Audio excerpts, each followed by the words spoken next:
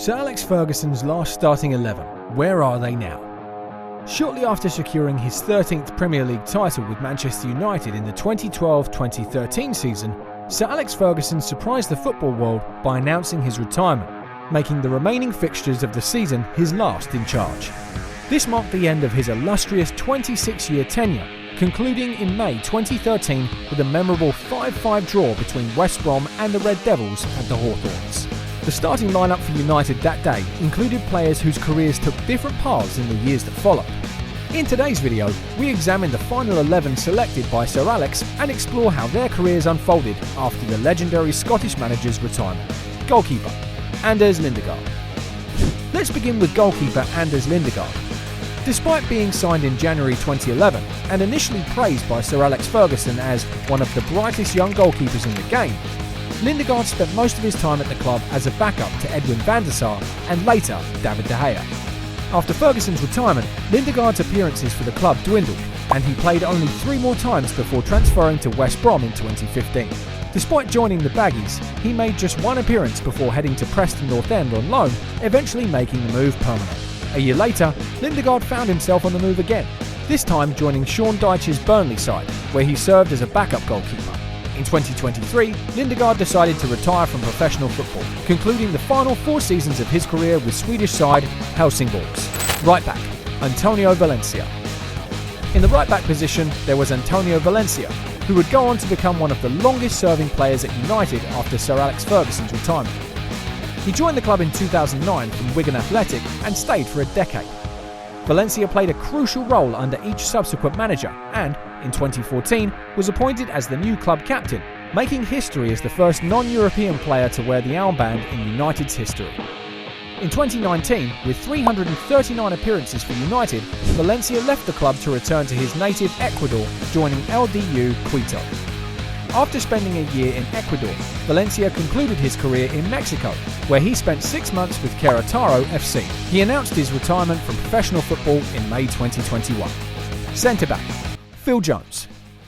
None of the starters from the West Brom game stayed at the club longer than defender Phil Jones. Despite joining in 2011 and spending over a decade at Manchester United, Jones left the club when his contract ended in 2023, marking a somewhat challenging period at Old Trafford. Despite Sir Alex Ferguson's optimistic statement after securing his 13th title that Jones could be United's best ever player, a series of inconsistent performances and injury troubles prevented the defender from fitting into the plans of subsequent managers. Currently, Jones is without a club since parting ways with United, and while he has not officially announced his retirement, his future in professional football remains uncertain. Centre-back, Jonny Evans. The left centre-back position was covered by Jonny Evans, who emerged from the United youth setup and became Sir Alex Ferguson's reliable backup for Rio Ferdinand and Nemanja Vidic during their shared years. However, when David Moyes and Louis van Gaal took over from Ferguson in the next 2 seasons, Evans struggled to secure a consistent spot in their plans. In anticipation of the 2015-2016 season, the Northern Irishman made a permanent move to West Brom. After a 3-season stint with West Brom, Evans crossed the West Midlands to join Leicester City. During his successful 5-year tenure, he played a crucial role in the Foxes' historic FA Cup victory in the 2020-2021 season. Following Leicester's unfortunate relegation in the 2022-2023 campaign, Evans made a surprising return to Manchester United under Erik ten Hag, rejoining the team 8 years after his initial departure. Sensational! It's like vintage Paul Scholes. Left back, Alexander Büttner. Shifting our focus to the left side of the defence, one of the less established players in Sir Alex Ferguson's final game was Alexander Büttner. The Dutch left back had recently joined the club from Vitesse Arnhem that season, contributing 13 appearances across all competitions as United clinched the league title. During David Moyes' tenure, Büttner continued to serve as a backup option, making an additional 15 appearances for the club. However, when Louis van Gaal assumed the managerial role for the 2014-2015 season, Büttner was swiftly transferred to Russian side Dynamo Moscow. He spent the next 3 seasons there, which included a short loan stint at Anderlecht before returning to Vitesse in January 2017. Following his release in 2019, the defender embarked on a series of moves worldwide.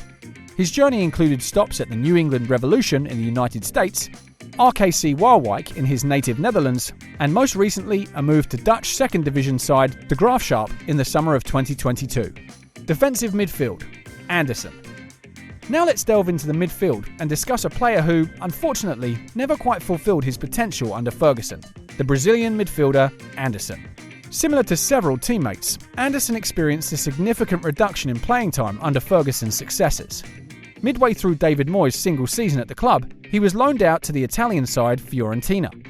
Subsequently, Louis van Gaal also overlooked the midfielder, and in February 2015, Anderson made a permanent move away from the club, joining the Brazilian side Internacional.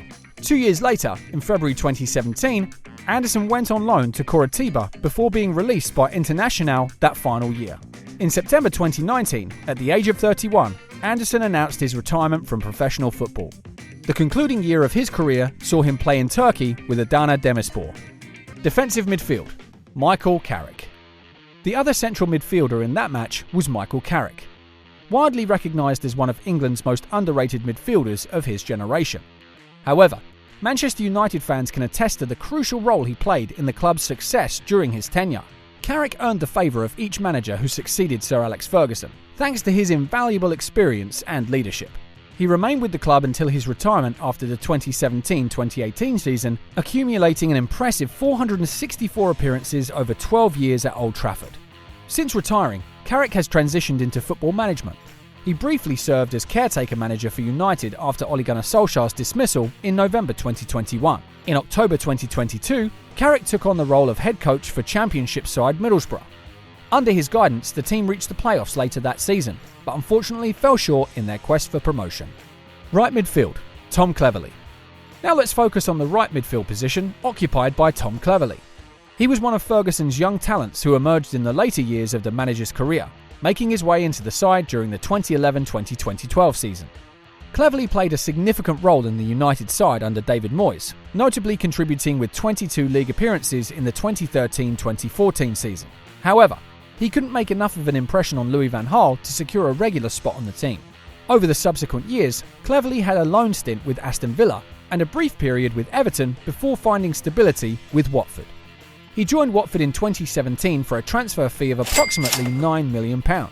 After spending 6 years at Vicarage Road, Cleverley retired in the summer of 2023 at the age of 33. His final years in football were marred by struggles with injuries. Got a bad injury and just never was the same that season. Left midfield, Shinji Kagawa.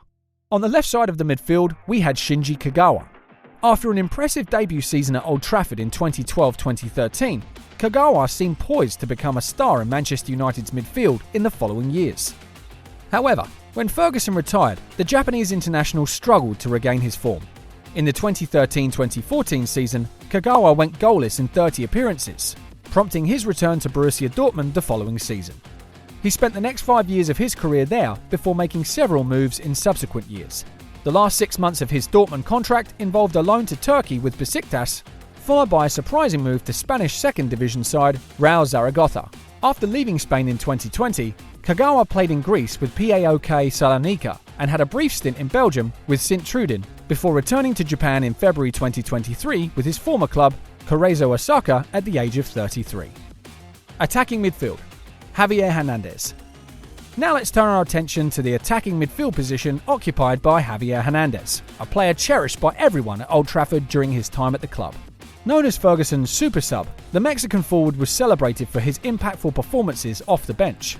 However, akin to Kagawa, Chicharito struggled to reproduce his goal-scoring prowess for United following the manager's retirement in 2013. In the 2014-2015 season, Hernandez embarked on a loan spell with Spanish giants Real Madrid, netting 9 goals in various competitions. One of these goals was a memorable late winner in the Champions League, securing victory over local rivals Atletico Madrid. Upon his return from the loan, Hernandez was transferred to the German side Bayer Leverkusen, where he spent the next 2 years before making a comeback to the Premier League with West Ham United. In September 2019, he ventured to Spain, joining Sevilla. However, after just 4 months, he left the club and opted for Major League Soccer, MLS, joining LA Galaxy in January 2020, where he has since found his place. Centre forward, Robin van Persie. Lastly, let's talk about Robin van Persie, who served as the centre forward. It's easy to overlook the fact that the Dutchman only played under Ferguson for 1 season, despite the significant impact he made as the team secured the title. Even as his goal tally decreased over the following 2 seasons at United, Van Persie remained a crucial figure during the transitional period. In 2015, the Dutch striker left the club for Turkish side Fenerbahce after scoring 58 goals in 105 games over 3 seasons. Returning to the club where he began his career, Feyenoord, in January 2018, marked the concluding chapter of his playing career before retiring in the summer of 2019. Since retiring, the former striker has continued his association with Feyenoord, taking on coaching responsibilities. In 2021, he became the manager of the Feyenoord youth side. Which one surprised you the most? Let us know in the comments section down below. If you enjoyed this video, make sure to hit the like and subscribe buttons for more. If you're interested in the current challenges Manchester United is facing, be sure to click here to watch our latest video. Thank you.